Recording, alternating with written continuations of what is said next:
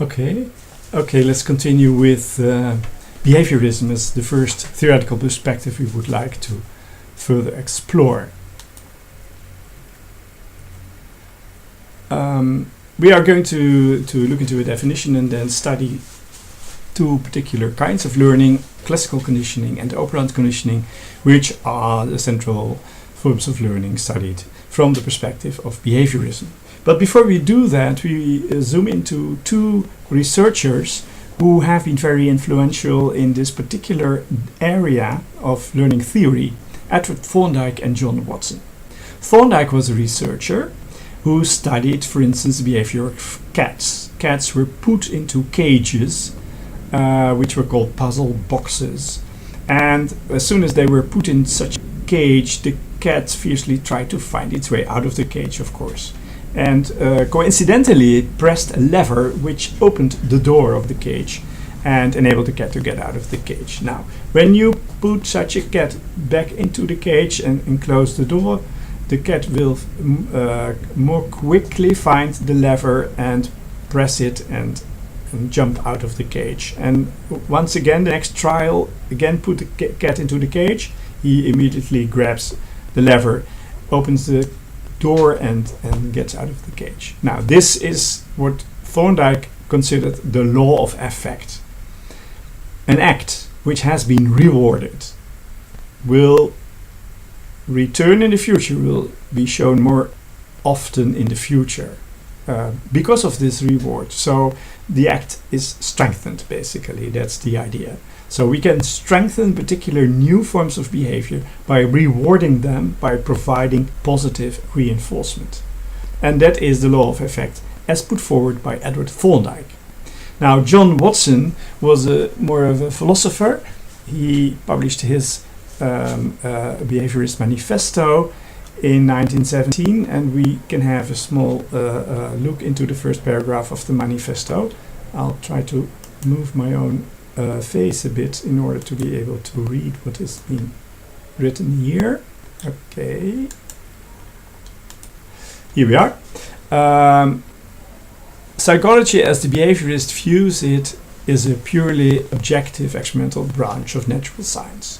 Its theoretical goal is the prediction and control of behavior. Introspection forms no essential part of its methods, nor is the scientific value of its data dependent upon the readiness with which they lend themselves to interpretation in terms of consciousness. The behaviorist, in his efforts to get a unitary scheme of animal response, recognizes no dividing line between man and brute.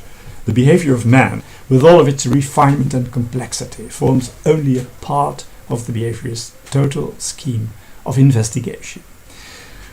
Okay, what does this say? Well, first of all, man, human beings and animals are put on the same line, and studying their behavior is basically done with the same methods. It's just a matter of natural science. So we do not need such things as introspection or free will, as Skinner is going to discuss later on in this module. These are concepts: introspection, free will, let's say desires or memory or decisions or whatever.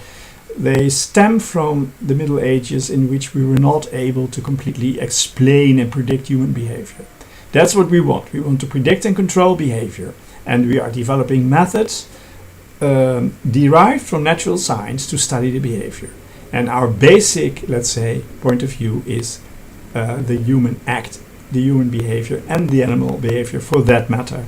And we try to find the rules which determine how people and how animals behave. That is the objective of behaviorism. Okay, let's continue now with the definition of learning in the domain of behaviorism. Learning is supposed to be conditioning. It leads to new connections between external stimuli and behavior. Conditioning means influencing the conditions under which behavior operates. So we are not directly influencing the individual, the learner. We are not saying you have to do this and that. No, we're just arranging the environment, the conditions, and we will see the effect on the behavior of the learner. There will be new connections between external stimuli and responses and internal responses. That is the basic idea. So behaviorism is in a way, let's say, already emphasizing this basic connection between a stimulus and a response, which is also, let's say, the basic building block of our brain. As neuroscientists nowadays study it, the neuron, which also is a connection or creates a connection between a stimulus and a response. Okay, so that connection is important, and we will see that there are in fact two types of connections, and there are also two types of learning from the perspective of behaviorism: classical conditioning and operant conditioning. Classical conditioning focuses on the change of behavior, in which not the behavior itself changes, but the environment changes. Let's see how Pavlov studied the way dogs started to salivate in view of a piece of meat. These dogs were hungry. They saw a piece of meat and immediately, autonomously, they started to salivate. No decision, no plans, no ideas. Oh, well, I have to prepare myself, for digesting this food. So I try to get some saliva in my mouth and then it will become easier. No, nothing whatsoever. Just an autonomous response, and then the dog is prepared to eat the meat.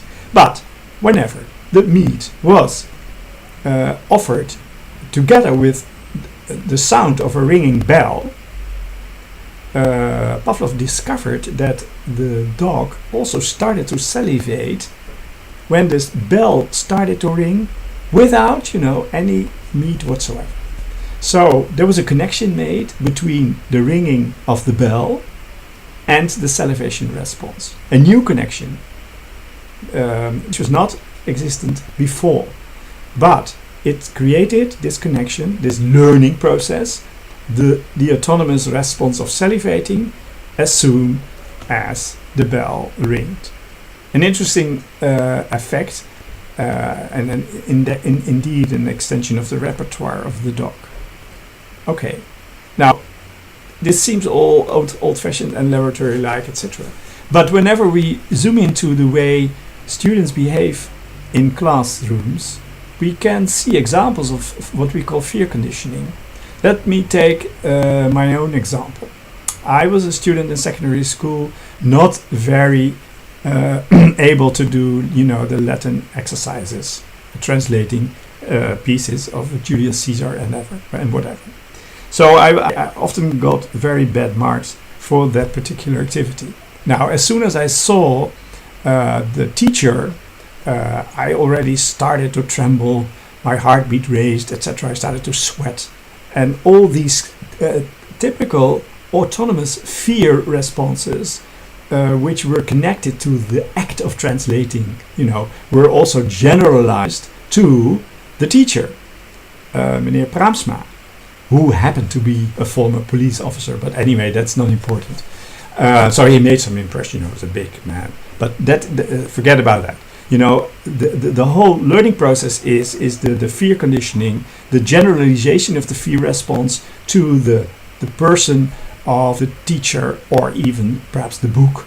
As soon as you open the book, your heart started to tremble again, etc., etc. Well, this is a conditioned fear response, and it is very strong and very difficult to extinguish and very powerful and influential. So therefore, this learning process, as viewed, as studied by the behaviorists, is still very relevant in our classrooms. Okay. Enough about classical conditioning. We now move to operant conditioning. And here we see a different kind of learning, because not so much the stimulus is changed, as well the response is changed. So, for instance, when we learn a dog to get the newspaper, out of the postbox, we gradually reward the dog for doing that particular piece of behavior, step by step, Dogs are not born, with the idea of newspapers have to be be drawn out of post boxes and offered to the master. No, not such a thing. We have to reward the dog for walking to the post box, for nosing to the newspaper and then grabbing the newspaper and then getting the newspaper out of the post box and then gradually walking to the bedroom and offering the master. So this is a step-by-step gradual process in which new behavior, new complex behavior is actually acquired by the dog. So not the response is changed, the ringing bell of the dog in Pavlov's laboratory. Here the behavior itself is changed, getting the newspaper out of the postbox. Therefore we call this response substitution, whereas the former one, the classical conditioning one, it was called stimulus substitution.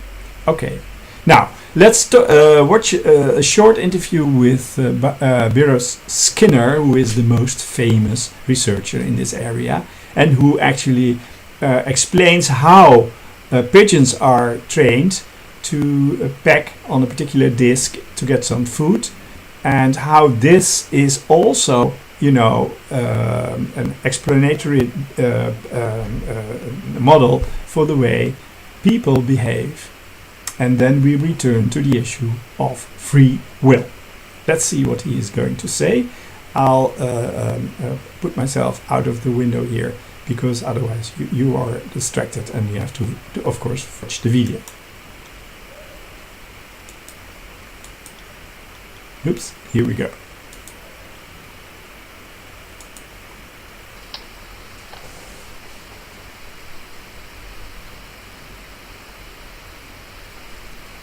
Can pigeons read? This one gives every indication, because it's been taught to distinguish between two words and to behave appropriately. He's learned his different response to each sign by being rewarded with food. So the bird isn't acting independently. Its behavior is shaped by controlling its environment. The first task was to isolate an individual piece of behavior and see how that could be changed. Skinner did this by keeping individual pigeons at about 3/4 of their normal weight, so that the birds were always hungry, and food could be used as an automatic reward. The pigeon was studied in a uniform box, one it quickly grew used to. One piece of behavior, pecking a coloured disc, was measured on a graph.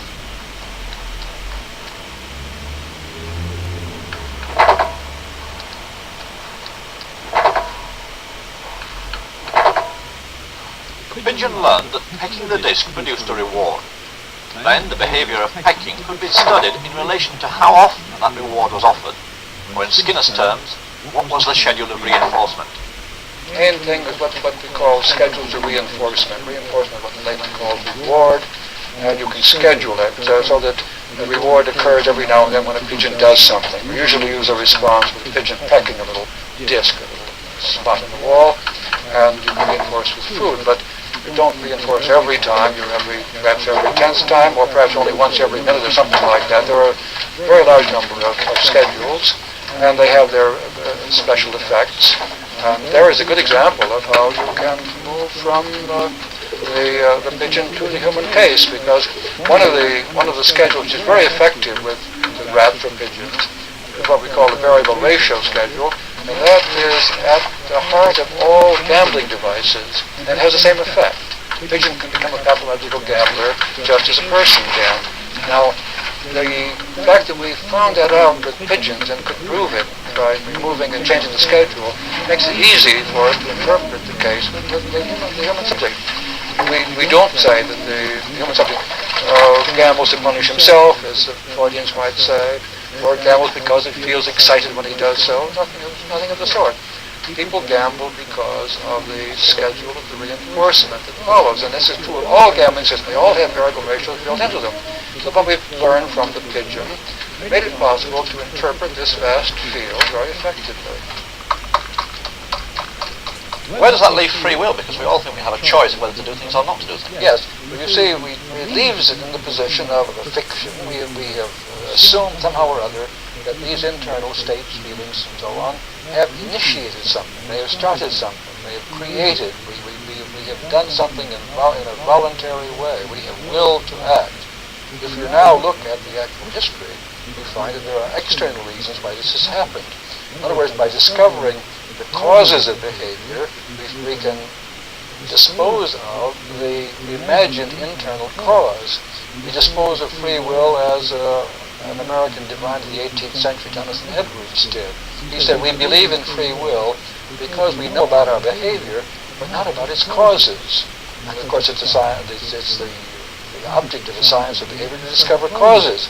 And once you have found those causes, there is less need to attribute to an internal act of will, and eventually, I think, we need to attribute nothing to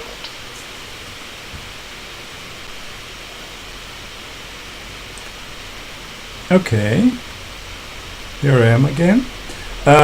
So we have now discussed classical conditioning and operant conditioning, and we've seen the idea that as explained by Skinner, that perhaps free will and